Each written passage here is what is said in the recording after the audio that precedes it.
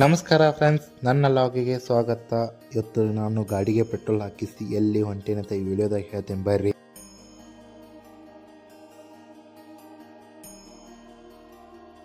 ನಾನು ಗರಗ್ ಮೂಲಕ ಬೈಲಹೊಂಗಲಕ್ಕೆ ಹೋಗಿ ಬೈಲಹೊಂಗಲಿಂದ ನಾ ಹೋಗಿದ್ದ ಮರಕುಂಬಿಗೆ.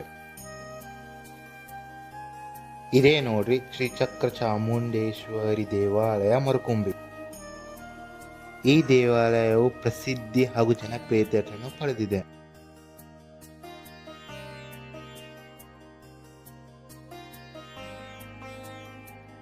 ಅಮ್ಮ ತಾಯಿಯ ದರ್ಶನ ಪಡೆದ ನಂತರ ವೃಕ್ಷದ ಪ್ರದಕ್ಷಿಣೆ ಹಾಕುತ್ತೇವೆ.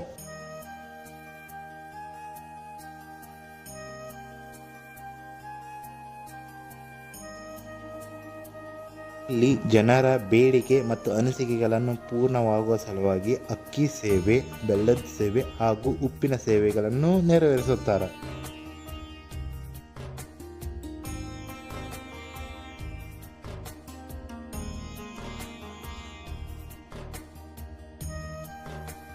ಒಂದ್ಸಾರಿ ಆದರೂ ಬಂದು ತಾಯಿಯ ದರ್ಶನ ಪಡೆಯಿರಿ.